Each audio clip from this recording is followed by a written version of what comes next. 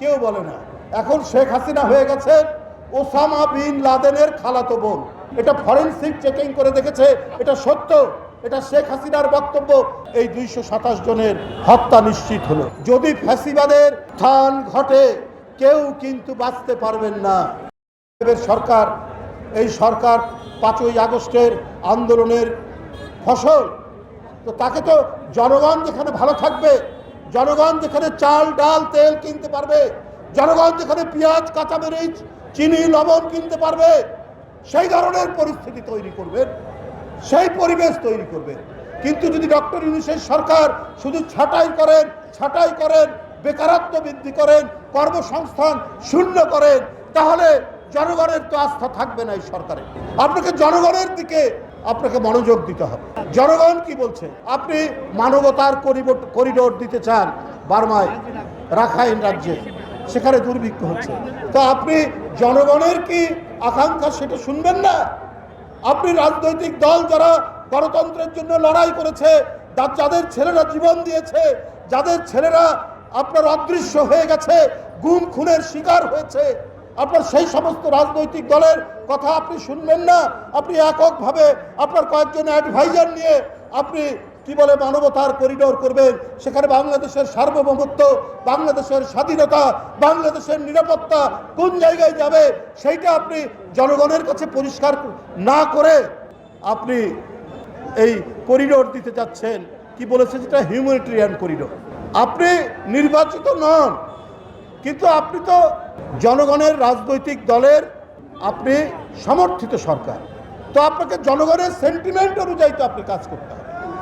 যেখানে দেশ বিপন্ন হতে পারে, দেশের মানুষ বিপন্ন হতে পারে, আপনি সেই ধরনের পদক্ষেপ যখন নেন সে দুঃখজনক।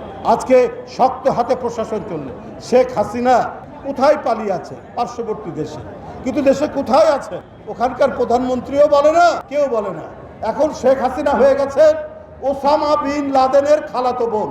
টানা 7মবারের মতো বেস্ট টিস্যু পেপার ব্র্যান্ড হিসেবে স্বীকৃতি পেয়েছে বসুন্ধরা টিস্যু।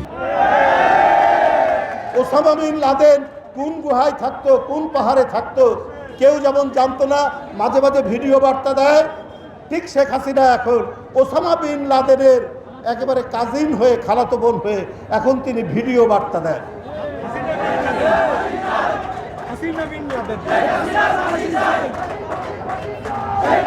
দাঁড়াও দাঁড়াও দাঁড়াও বন্ধুরা আমার, উনার নামে 227টি মামলা হয়েছে।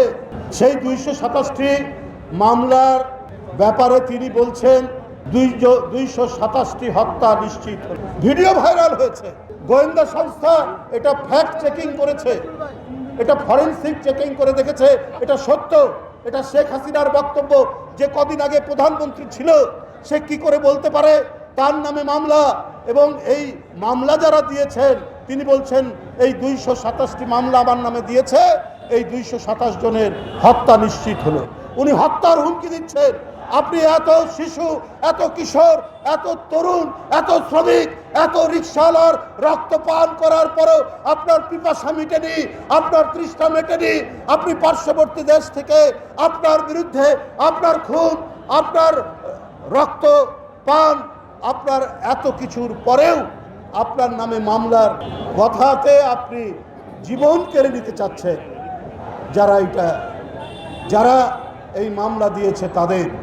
তাহলে বন্ধুরা আমার, অন্তর্বর্তীকালীন সরকারকে বলতে চায়, এই ধরনের ভয়াবহ রক্ত পিপাসু নারী আজও তাকে টিকিয়ে রাখা হয়েছে পার্শ্ববর্তী দেশে। সুতরাং দেশ ভালো করে, বন্ধুরা আমার, জনগণের ক্ষমতা জনগণের কাছে ফিরিয়ে দিন। একটি অবাধ সুষ্ঠু নির্বাচন কবে করা যায় তার তারিখ সুনির্দিষ্ট করে বলুন, এবং জনগণের মধ্যে ঐক্য রেখে ঐক্যের পথকে প্রশস্ত করুন। কাউকে দিয়ে কোনো উস্কানি দেওয়ানোর চেষ্টা করে এটা কারো জন্যই মঙ্গলদায়ক হবে না। যদি ফ্যাসিবাদের স্থান ঘটে কেউ কিন্তু বাঁচতে পারবেন না। তো সুতরাং ঐক্যের মধ্যে দিয়ে এই গণতান্ত্রিক শক্তিকে আপনার ঐক্যবদ্ধ থাকতে হবে, তাদেরকে একযোগে কাজ করতে হবে।